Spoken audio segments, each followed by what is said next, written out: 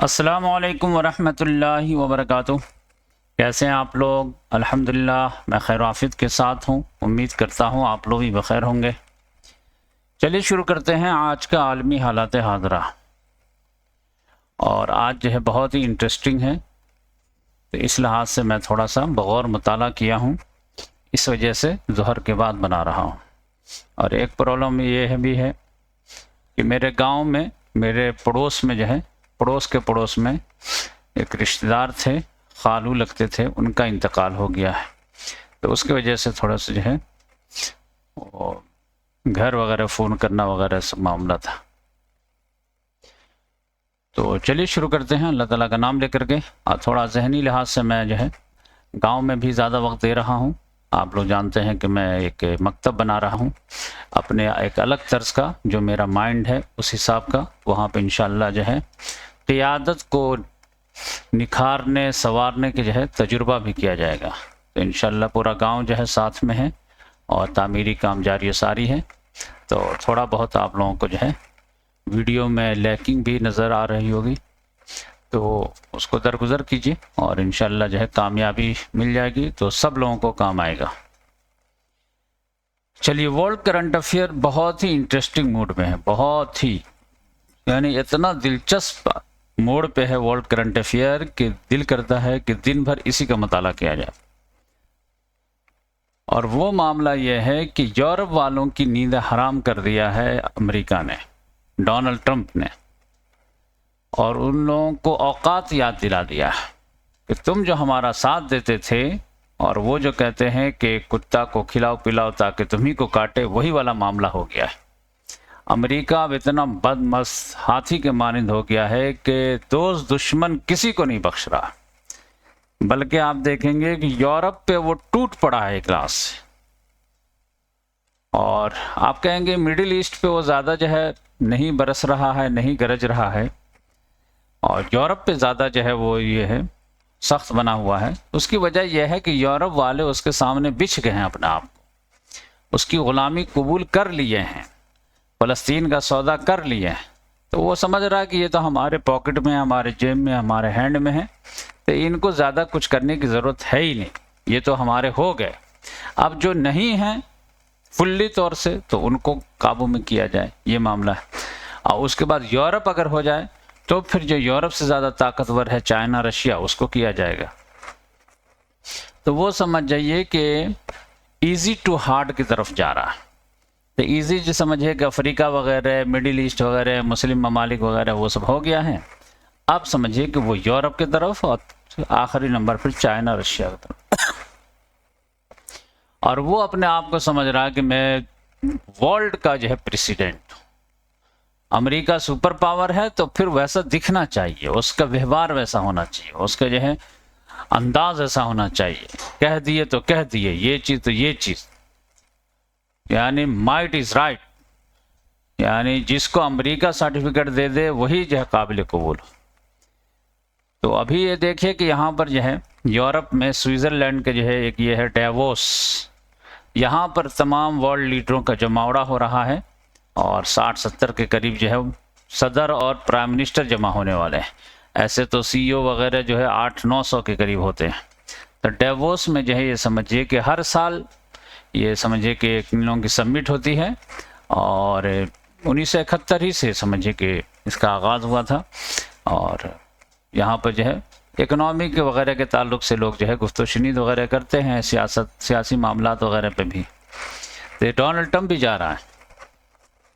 तो रात ही निकल रहा था कि उसका जो है प्लेन जो है वही ख़राब हो गया, तो वापस आना पड़ा। फिर जो है एक दूसरा प्लेन लेके 2 घंटा के बाद वो निकला है और यहाँ पे पहुँचेगा। अब यहाँ पर उसकी कई लोगों से मीटिंग वगैरह है, सारी चीज़ें। तो ये एक इत्तला में दे दिया। अब यहाँ पर जो है पहले ही से जो है लोग खिताब कर रहे थे। इमैनुअल मैक्रोन कल खिताब किया, और मार्क कार्नी जो कनाडा का प्राइम मिनिस्टर बना है उसने किया। तो समझिए कि वर्ल्ड लीडर वगैरह जो है बिल्कुल बिछे हुए हैं, बिल्कुल बिछे हुए, उसकी चापलूसी कर रहे हैं, मिन्नत कर रहे हैं, समाजत कर रहे हैं। कोई बराबरी वाला मामला नहीं है, कुछ नहीं। हाँ, कल के जो स्पीच अगर नज़र आएगी तो समझिए एक ये है कि कनाडा का प्राइम मिनिस्टर जो है मार्क कार्नी, उसने थोड़ा सख्त लहजे में जो है बात किया अमेरिका से। वो भी इस वजह से कि वो पॉलिटिशियन नहीं है, वो टेक्नोक्रेट्स है। इस वजह से उसने साफ गोई से जो है लोगों को वार्न किया है कि अमेरिका वो मस्त हाथी के मानिंद है, सबको रोन देगा और दुनिया धीरे धीरे ग्रेजुअल जो है शिफ्ट नहीं हो रही है बल्कि करप्शन की तरफ मामला जा रहा है। तो ये जो है उसने थोड़ा सा खुल्लम खुल्ला बात किया है। और दूसरी बात यह है कि यहाँ पे पोलैंड का जो प्राइम मिनिस्टर है तो उसने भी कहा है कि हम लोग इस तरह से जो चापलूसी वाला अंदाज अपनाए हैं ये काम नहीं करेगा, आपको हार्ड स्टांस लेना ही पड़ेगा। तो पोलैंड में आप जानते हैं कि डोनाल्ड ट्रंप जो है यहाँ का जो सदर है उसको अपना फेवर का बनाए हुए हैं, यहाँ का प्राइम मिनिस्टर जो है वो डोनाल्ड ट्रंप के फेवर का नहीं है। तो ये दो बकिया तो सब चापलूसी कर रहे, सब चाहिए। इवन के फ्रांस इमैनुअल मैक्रोन भी चापलूसी करता है, जबकि फ्रांस जानते हैं कि जो है बहुत ही सख्त स्टांस लेता है अमेरिका से, उसका टक्कर रहता है। लेकिन अभी इमैनुअल मैक्रोन जो है स्टेज पे तो सख्त स्टांस लेता है और अंदरूनी तौर से चापलूसी करता है। इवन के नेटो का जो चीफ है मार्क रूटा, उसने भी चापलूसी किया है। अब आप कहेंगे आपको कैसे मालूम? मुझे मालूम हुआ है डोनाल्ड ट्रंप के जरिए से। डोनाल्ड ट्रंप ने इन लोगों ने चापलूसी वाले जो लेटर लिखे थे चुपके से उसको जो है पब्लिक कर दिया अपने सोशल ट्रूथ पे। ये देखो ये लोग क्या बात करेंगे, बड़ी बड़ी बातें करते हैं स्टेज पे कि ऐसा कर देंगे वैसा कर देंगे, फौज भेज देंगे ग्रीनलैंड में और ये करेंगे वो करेंगे। देखो ये हमको मैसेज क्या भेजा था। इमैनुअल मैक्रोन का मैसेज उसने आउट कर दिया।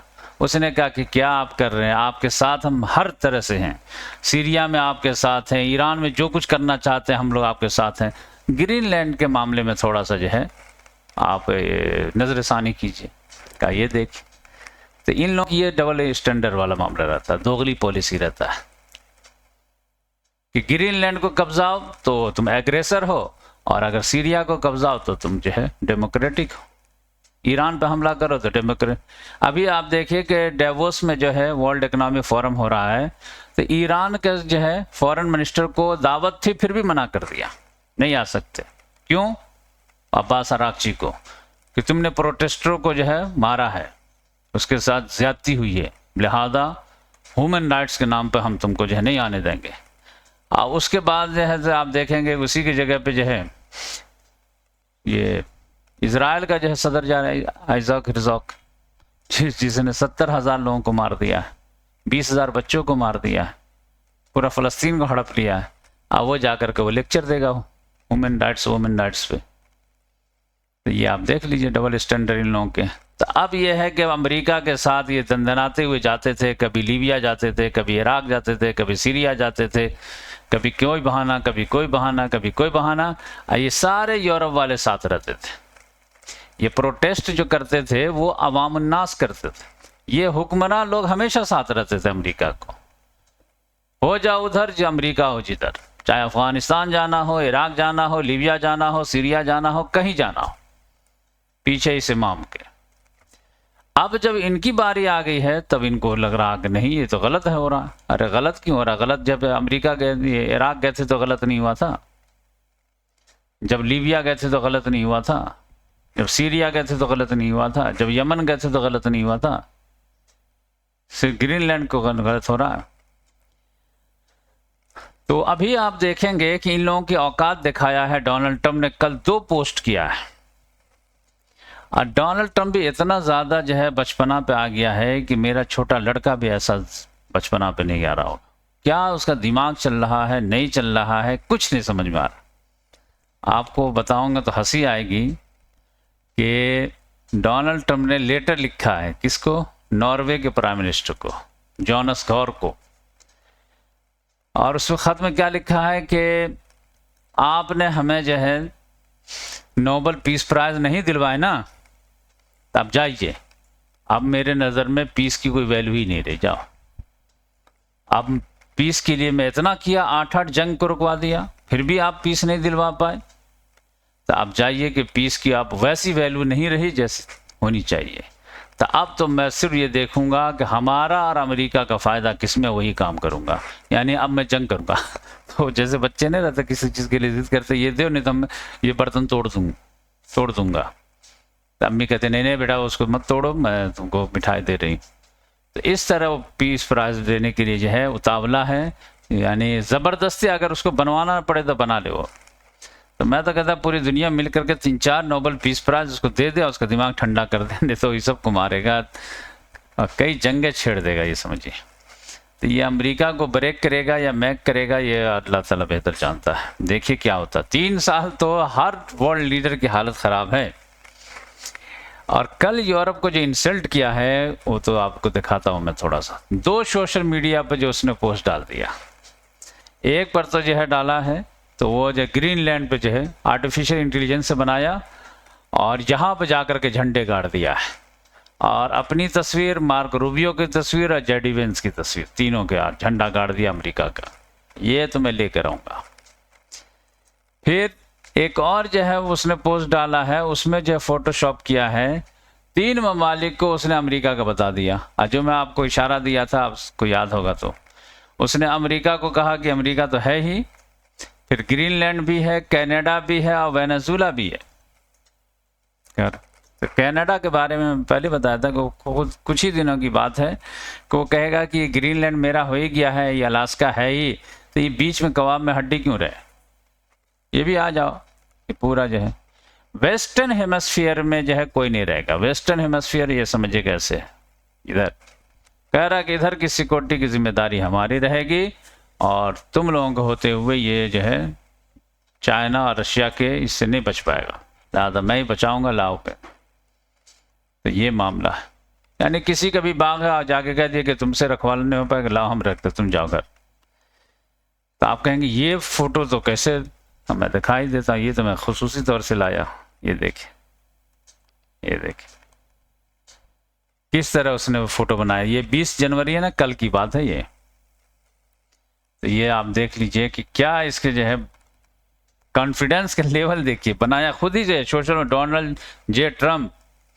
ये देखिए कितना कॉन्फिडेंस में है, हाथ फैलाए हुए है और इधर जो है वर्ल्ड लीडरों को बैठाए हुए है। इससे पहले जो ये लोग गए थे तो ऐसे ही बैठा दिया था। तो ये देखिए के स्टारमर है, जॉर्जिया मेलोनी है, उर्सुला वॉन्डरलेन है, मैनुअल मैक्रॉन है, ये जो फ्रेडरिक मर्ज है, ये स्टूब है, ये समय ज़ेलेंस्की है और ये मार्क रूटा है। ये सब को बैठा दिया है यूरोप के क्रीम को और कहा ये देखो है हिम्मत तो रोक के बताओ। तो ये देखिए, ये ग्रीनलैंड, ये कनाडा, ये अमेरिका और ये वेनेजुला, देख रहे हैं। तो मैसेज दे दिया वहाँ वर्ल्ड फोरम में जाने से पहले ये है हमारे अज़ाइम। और ये देखिएगा कि कहने की बात है, मैक्सिको को भी कहेगा कि ये भी मेरा ही है। इसी वजह से वो कहता कि इसमें जो है बार बार वो देता रहता है कि यहाँ पर ड्रग कार्टेल वाले सब जो हैं, वो वक्त पड़ा तो मैं खुद ही जाके घुस के मारूंगा और मैक्सिको की गवर्नमेंट से पूछने की भी ज़रूरत नहीं है। और ये लोग डर से जो है पकड़ करके जो है ड्रग कार्टेल वाले को हवाले कर रहे हैं। कहाँ जब तक हवाले करो ठीक है, नहीं तो फिर मैं कहाँ पे है, जैसे घर में घुस के मारेंगे वही सब मामला है। तो मैक्सिको के अंदर तो लड़ने की सलाहियत ही नहीं, वो तो हथियार भी नहीं खरीदते, कहते कि अमेरिका से लड़ ही नहीं पाएंगे तो हथियार खरीद के क्या ज़रूरत है। तो ये पूरे में ही जो है ये समझिए कि ये टेरिटोरियल जो है इसको एक्सपेंड करेगा। और अमेरिका ऐसे भी एक्सपेंड ही हुआ। शुरू में तो आप जानते हैं 13 कॉलोनी थी बस, 1776 से 83 में जो आज़ादी मिली थी। फिर लुजियाना वगैरह जो फ्रांस से ख़रीदा 1804 वगैरह में, फिर ये टेक्सास वगैरह को लिया, फिर फ्लोरिडा को लिया, फिर इधर लिया। तो धीरे धीरे ये हुआ है। अलास्का जो है आप जानते हैं 1867 में ख़रीदा है। आप कह रहा है कि देखो 1867 में ख़रीदा था और 1967 100 साल हो गए, और फिर मज़ीद 50 साल 150 साल से जो है हम लोग ग्रीनलैंड के चक्कर में पड़े हुए हैं। लेकिन न ग्रीनलैंड वाले तैयार हो रहे हैं, न डेनमार्क वाले तैयार हो रहे हैं। पैसा भी देना तब भी तैयार नहीं हो रहे। तो अब सीधे उंगली से घी नहीं निकले तो अब टेढ़ी कर देते हैं। तो ये जो मार्क कार्नी जो है बहुत वार्न किया है कि ये वर्ल्ड ऑर्डर कोलैप्स हो रहा है, ये सब कुछ नहीं था, ये सब धोखा था हम लोगों को। खामखा हम लोग अमेरिका को साथ दिए कि वर्ल्ड ऑर्डर बनाएंगे, रूल ऑफ लॉ लाएंगे, ये लाएंगे, ह्यूमन डिग्निटी, ये वो अपना जो है रुतबा बुलंद कर रहा था। कोल्ड वॉर में जो है यूएसएसआर को हराने के लिए हम लोगों का साथ लिया और अभी जो है वो बेताज बादशाह बन गया है। तो अब हम ही लोग को काटना शुरू कर दिया। लिहाजा हम लोगों को यूनाइट होकर के जो है इसके जो है लगाम देने की ज़रूरत है। अब वही है कि बिल्ली के गर्दन में घंटी बांधे कौन। ये तो कुछ नहीं है, अभी तो मुसीबत देखिए कितनी मुसीबत आने वाली है। अगर कोई बंदा जो है हक बात बोलेगा भी तो भी जो है डोनाल्ड ट्रंप को जो है पसंद नहीं है, बोलेगा भी तो पसंद नहीं है। आप देख लीजिए, ग्रीनलैंड के ताल्लुक से 8 ममालिक ने अलामती फौज वगैरह भेजे कि यहाँ पर जो है हम लोग आसानी से नहीं देंगे, लड़ेंगे भिड़ेंगे। तो उस पर जो टैरिफ मार दिया है, का 1 फरवरी से 10% 8 ममालिक पे टैरिफ, क्योंकि ये ऑब्जेक्शन ले रहे हैं हमारे ग्रीनलैंड के प्रोग्राम में। तो इस लिहाज से जो है ये 8 ममालिक कौन है? नॉर्वे है, स्वीडन है, फिनलैंड है, डेनमार्क है, यूनाइटेड किंगडम है, नीदरलैंड है और फ्रांस है और जर्मनी है। तो इस लिहाज से जो है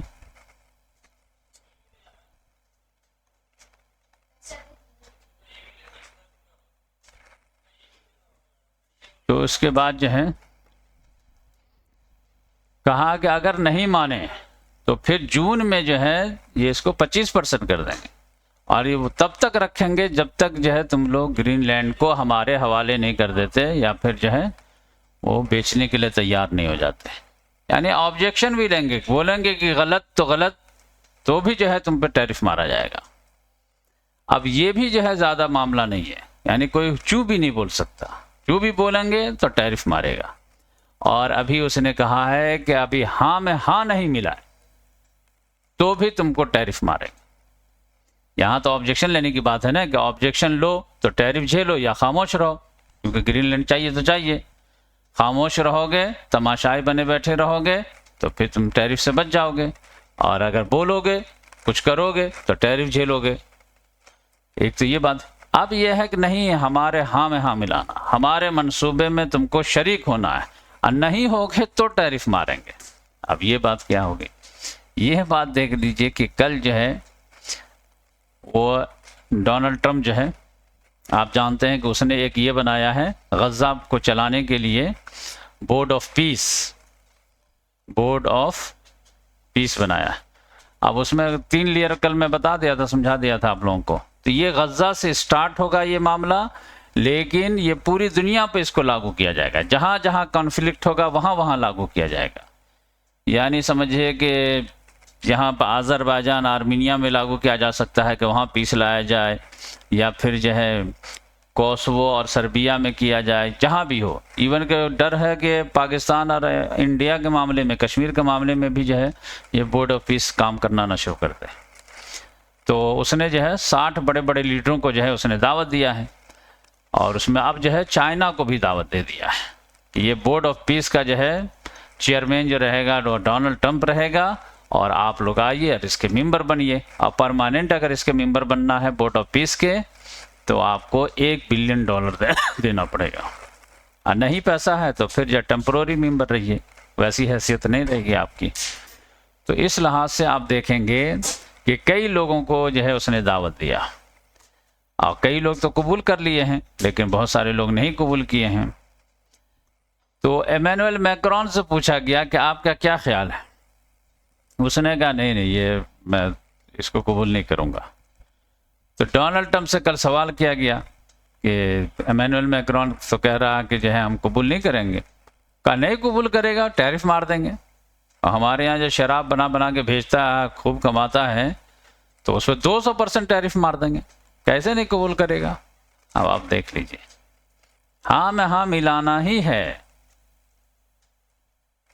तो आप ये इमैनुअल मैक्रोन को जब इस तरह की धमकी दे रहा है, तो ये अरब हुक्मरानों की क्या हैसियत होगी आप समझिए, शहबाज शरीफ की क्या होगी, और ये समझ जाइए कि मोहम्मद बिन सलमान और तैयब अर्दगान, इन सब के यार जो है अब्दुल फत्ताह सीसी वगैरह, इन लोगों का फिर तो गज़ा तो फिर जा भूल जाओ, नहीं गद्दा को कुछ कीजिए, आ जाओ तो फिर आ जाओ बोर्ड ऑफ पीस में। पैसा नहीं है तो ठीक है, टेम्पोररी रहो, बेहैसियत बन के रहो, और अगर हैसियत थोड़ी सी चाहिए तो फिर पैसा खर्च करो, ताकि हम गज़ा में उसको कुछ खर्च कर सकें, या फिर कुछ हम अपना जो है उसके। तो ये अपना एक यूनाइटेड नेशन बनाना चाह रहा, और कह ही रहा कि यूनाइटेड नेशन की ज़रूरत नहीं है, क्योंकि वो अमेरिका के जो है मफाद के ख़िलाफ़ काम करता है।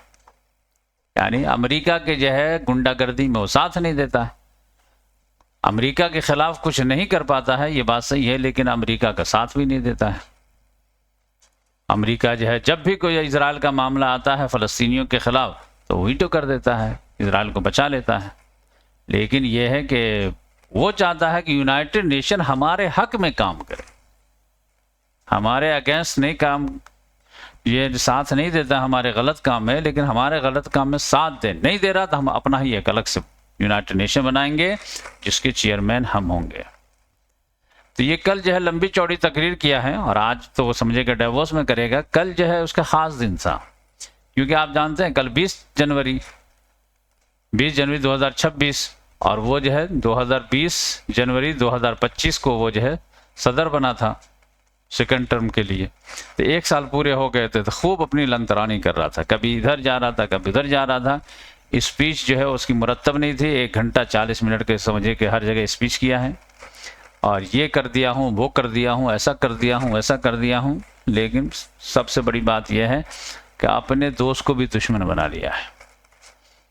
तो ये देखिए, तो ग्रीनलैंड वाले जो है एहतजाज कर रहे हैं, डेनमार्क वाले एहतजाज कर रहे हैं, लेकिन उसको कुछ फ़र्क नहीं पड़ रहा है।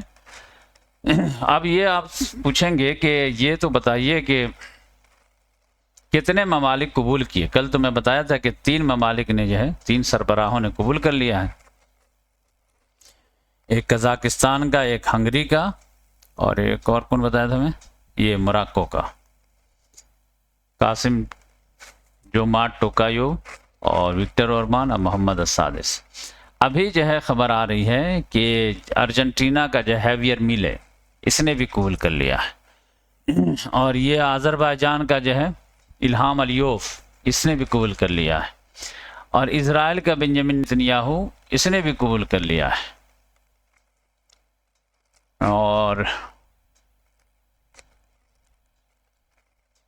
और भी लोगों ने कबूल किया है, याद नहीं आ रहा मुझे क्योंकि मैं दिखाता हूँ। ये देखिए, Israel's wanted war criminal Netanyahu joins Gaza board of peace. और ये देखिए, US Iran exchange threats of broad scale war intense sabre rattling. तो ये लोग की ये है ज़बानी जमा खर्च चल रहा। तो कई लोग ये है ममालिक ने कबूल किया, मैं पढ़ा था।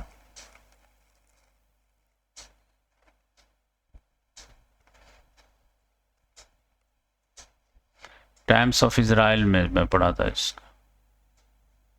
हाँ ये देखिए, बोर्ड मेंबर्स इंक्लूड यूएई ने कबूल कर लिया है, मोरक्को ने कबूल कर लिया, वियतनाम ने कबूल कर लिया, बेलारूस ने कबूल कर लिया, हंगरी ने कबूल कर लिया, कजाकिस्तान ने कबूल कर लिया, अर्जेंटीना ने कबूल कर लिया। Others including United Kingdom and the executive arms of the European Union says they have received invitation but have not yet received। तो ये सब जो है कर लिया। अब इसमें ताज्जुब वाली बात जो है ये बेलारूस की है और थोड़ी सा कम ताज्जुब वाली कजाकिस्तान की है। तो ये देखिए, रशिया के इन्फ्लुएंस वाले ममालिक जो है डोनाल्ड ट्रंप की तरफ जा रहे हैं, यानी वेट एंड वॉच भी नहीं कर रहे हैं। इंडिया अभी सोच विचार ही कर रहा, लेकिन यूएई जो है फटाक से कबूल कर लिया, मोरक्को फटाक से कबूल कर लिया, वियतनाम भी फटाक से कबूल कर। बेलारूस जो है पुतिन से पूछे बगैर कैसे कर लिया, ये ताज्जुब की बात है। हंगरी तो ठीक है, उसका ही है। ये जो ना कजाकिस्तान, तो ये देखिए जोन ऑफ इन्फ्लुएंस जो है वो बढ़ा रहा है। अर्जेंटीना भी तो उसी की हुकूमत है। तो ये मैं सोचा कि 1 2 3 4 5 6 7 और कल मैं बताया था 1 2, तो ये इजराइल एक 8-9 ममालिक ने कबूल कर लिया है और ये मुस्लिम ममालिक जितने वो सब धीरे धीरे कबूल कर लेंगे। और इसमें एक डेवलपमेंट ये भी आया है, आप देखेंगे यहाँ पे कि यूएई के जो है सदर आया था इंडिया 2 घंटे के लिए, कल मैं बताया था। अब क्यों आया था उस वक्त तो मुझे नहीं मालूम, तो मैं नहीं बताया आपको। अब थोड़ा थोड़ा जो है 24 घंटे बाद क्लियर होने लगी। तो डिफेंस मुआहदा करने के लिए आए थे, कॉपरेशन के लिए। अब डिफेंस मुआहदे में बहुत सारे लोग ये समझ रहे हैं कि जो है पाकिस्तान ने जो सऊदी से डिफेंस मुआहदा किया कि हम पर अटैक तुम पे अटैक, तो इसी तरह का यूएई का जो है सदर ने जो है इंडिया से कर लिया डिफेंस मुआहदा। तो ये ऐसा मुआहदा नहीं है जैसा सऊदी और पाकिस्तान में हुआ है या नेटो में है। ये समझिए कि आपके हथियार वगैरह हम खरीदेंगे, ये वो फलाने का, ये सारी चीज़ें। लेकिन मैं आप लोगों को बताया था कि असल में ये जो है आइडियोलॉजिकल इंक्लाइनेशन वाज़ेह हो रहा सब लोग। ये आप समझे कि इजराइल, यूएई, इंडिया ये एक है, और बकिया जो है ये इधर एक। तो ये असल में है, तो ये बीच की कड़ी जो है ये बनना है, इंडिया और इजराइल के बीच में जो बीच की कड़ी जो है मरकज़ वो यूएई है। ये मोहम्मद बिन जायद अल नहयान जो है वो समझे कि गलत रोल अदा कर रहा है और फ़लस्तीनियों के ख़िलाफ़ और इजराइल के हक़ में कर रहा है। और यहाँ पर सीरिया में जो है वो काफ़ी कामयाबी मिल रही है तुर्की वगैरह को, और ये सीरियन गवर्नमेंट को भी। अब अमेरिका ने जो है उसका भी नेचर आप समझ लीजिए, ये इतना जो था ना यहाँ पे ईस्टर्न पार्ट, ये समझिए कि यहाँ पर कुर्दिश लोग थे, एसडीएफ वगैरह, और यहाँ पर सीरियन हुकूमत थी। पहले बशार अल असद की हुकूमत थी, लेकिन पिछले साल बशार अल असद को हटा दिया अहमद अशरा ने। अब इन दोनों की लड़ाई थी, तो वो समझिए कि ये लोग सरेंडर कर दिए। तो दो जगह जो है, दो बड़े शहर रक्का, देर ज़ूर, इसमें सरेंडर कर दिए थे। और यहाँ पर एक जगह जो हसाका, वहाँ पे लड़ाई चल रही थी, जो कल 4 रोज़ के लिए जो है सीज़ फायर हुआ है। ये देख लीजिए अल जज़ीरा में 3 बड़े शहर थे। ये देख, Syrian government SDF agree on a 4 day ceasefire. तो 4 डे सीज़ फायर मतलब कल तो मैं बता के सब हो गया था, लेकिन वो बारीकी से खबर जो है धीरे धीरे आती है। तो ये 2 बड़े शहरों में जो है हो गया था, ये अर्रक्का में और ये देर ज़ूर में, और हसाका में जो है ये मान नहीं रहे थे। तो फिर यहाँ पे ऑपरेशन वगैरह हुआ, तो समझिए कि तकरीबन ये समझिए गुफ्तो शनीद के लिए 4 रोज़ के लिए सीज़ फायर किया हो जाएगा। फिर बड़े बड़े डैम वगैरह जो है वो इसके अंडर में आ गए हैं, और फिर ये जो है डैम वगैरह और जो है ऑयल का जो है कुआं वगैरह जो है ये इसी साइड में था, तो ये इनके हैंड में आ गया है। तो अब अमेरिका को पूछा गया कि भाई आप तो इनको सपोर्ट करते थे एसडीएफ वाले को, बल्कि एसडीएफ वाले ने आपको ही बुलाया था यहाँ पे, इसीलिए आपका एयरबेस वगैरह भी बहुत था यहाँ पे। और इन दोनों की लड़ाई में अहमद अशरा और इसकी लड़ाई में जो है, यानी बशार अल असद से जब इनकी लड़ाई होती थी तो आप तो इनको सपोर्ट करते थे, लिहाजा बशार अल असद कुछ नहीं कर पाता था। लेकिन अभी अहमद अशरा जब ऑपरेशन शुरू किया तो आप कुछ नहीं किए, नहीं बचा इन लोगों को, यहाँ तक ये लोग जो है हथियार डालने पर मजबूर हो गए। तो अमेरिका ने कहा कि देखिए हमारा इत्तेहादी पहले एसडीएफ था तो हम उसका साथ देते थे, अब यार यहाँ पर जो है मैन सीरिया में हमारा दुश्मन था तो इसको हम सपोर्ट करते थे। अब यहाँ जो दिमश्क वाली गवर्नमेंट है यही हमारी सबसे बड़ी इत्तेहादी है। तो अब ये जो है जब बड़ा इत्तेहादी मिल जाए तो छोटे इत्तेहादी क्या ज़रूरत है, तो इसको हम ये कर दिए। तो ये अमेरिका के फॉरेन पॉलिसी आप समझना हो तो ये इसकी क्लासिकल मिसाल आई है कि अमेरिका जो है वो आम चूस करके फेंक देता है गुठली को। ये बात समझ लीजिए, जब तक आप में रस है तभी तक वो चूसेगा, तभी तक रिलेशन रखेगा। फिर देख, तो ये एसडीएफ को उसने मरने के लिए छोड़ दिया, तो बेचारा लोग जो है हथियार डाल। अब इन लोगों की जो है लड़ाई क्या थी, ये लोग अब एक हो गए हैं। अब लड़ाई क्या थी, लड़ाई का मुद्दा ये था कि वो लोग, क्योंकि मेरे अगर वर्ल्ड करंट अफेयर सुनते होंगे तो मैं पहले बताया था कि ये लोग तैयार हो गए हैं कि ठीक है हम लोग भी जो है एक होकर के लड़ेंगे रहेंगे। तो वो बात अपने जगह पे सही थी। लड़ाई एक चीज़ को लेकर के थी, वो एक चीज़ लेकर के जो थी वो थोड़ा सा बारीकी से मैं बताता हूँ आपको कि देखिए यहाँ पर ये लोगों की अपनी हुकूमत थी। अब ये कह रहे कि हम लोग एक हो जाएं, तो ठीक है एक हो जाएं, तो अब यहाँ पर एक आर्मी बनेगी।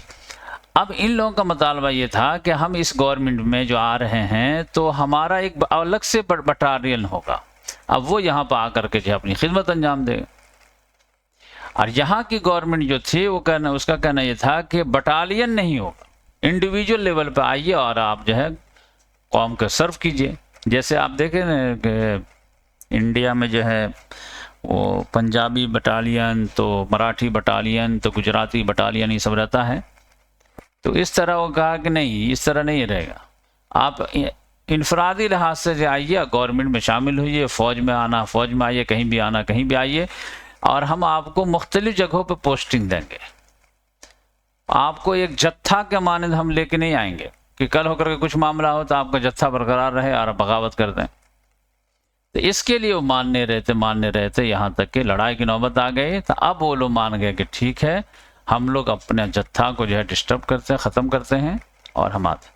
अब इसमें भी सीरिया जो है वो मर्जी का मालिक नहीं, तो ये तुर्की का मुतालबा है कि इनको जो है इनफरादी लेवल पे लेकर के आओ, इनकी इज्तिमाई निज़ाम को क्रश कर दो। तो वो क्रश हो गया। तो ये तुर्की की बहुत बड़ी जीत मानी जा रही है। ये समझिए कि कुर्द लोग जो है ना वो 4 ममालिक में फैले हुए हैं।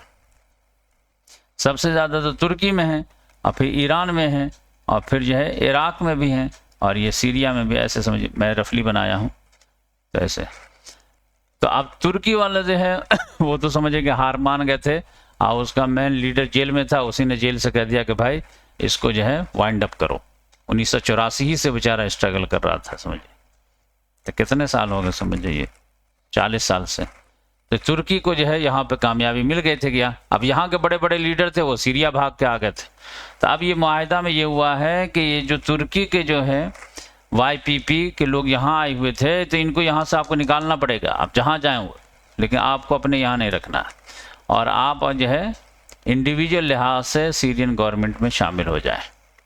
तब तुर्की को डबल जीत मिल गई कि नहीं, कि तुर्की से भी जो कुर्द फाइटर ख़त्म हो गए, और यहाँ से जो सीरिया से भी कुर्द फाइटर निकल गए।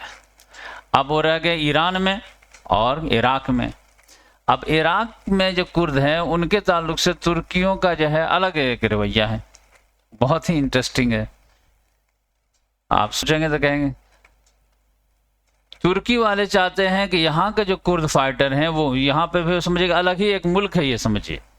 तो कहने को इराक यहाँ तक है, लेकिन इनकी अपनी अलग हुकूमत है, अच्छी पोजीशन में है। तेल वगैरह इधर ही है, चाहे तो बसरा वगैरह में तेल है या इधर है। तुर्की चाहता है कि ये मजबूत भी रहे ये लोग, और इतना मजबूत भी ना हो जाए कि ये हमारे लिए मुसीबत बन जाए, लेकिन कमज़ोर भी ना रहे। मजबूत इतना रहे कि यहाँ पर आइसिस से लड़ता रहे। अब मजबूत इतना ना हो जाए कि एक मुल्क ही बन जाए एकदम फुल फ्लेज। अगर एक कंप्लीट मुल्क बन जाए तब तो सारे जो है वो तुर्की के, सीरिया के सारे के जो कुर्द यहाँ आकर के जमा हो जाएंगे, और ट्रेनिंग लेकर के फिर जो है इधर जो है मुसीबत खड़ी करेंगे। तो इस लिहाज से बहुत ही डेलिकेट अंदाज में जो है तुर्की यहाँ पे संभालता है इराक वाले को। फंड भी करता है और वॉच भी रखता है, कंट्रोल भी करता है, फंड भी रखता है, कंट्रोल भी करता है। तो ये है मामला। और ईरान वाले तो अभी देखिए कि ये कुर्द लोगों की तो मुसीबत आई हुई है। तुर्की यहाँ से तुर्की से निकाल दिए गए, अब सीरिया से भी निकाल दिए गए। और देखिएगा कि ईरान जो है अगर ये अपने बचाव में कामयाब हो गया अमेरिका वगैरह से, तो फिर ये लोग ऑपरेशन करेंगे, समझिए कि तुर्क के खिलाफ। यहाँ से भी ये मामला हो जाएगा। तो तुर्क के लिए बस एक ही पनाहगाह, बस इराक का मामला रह जाएगा, बाकी अब मुसीबतें इनकी रहेगी। तो देखिए कि क्या होता है। तो ये चंद बातें थी जो मैं सोचा आप लोगों को शेयर कर दूं, और इंशाल्लाह फिर मिलेंगे नेक्स्ट वीडियो में। और डोनाल्ड ट्रंप की जो स्पीच आज कैसी रहती है डेवोस में, वर्ल्ड इकोनॉमिक फोरम में, तो वो इंशाल्लाह हम आपको बताएंगे। तो काफ़ी दुनिया के ममालिक के सरबराह वगैरह रहे, शहबाज शरीफ वगैरह भी पहुँचने वाले हैं। तो देखिए क्या होता है। तो आज के लिए इतना काफ़ी है, फिर मिलेंगे इंशाल्लाह नेक्स्ट वीडियो में। जज़ाकल्लाह।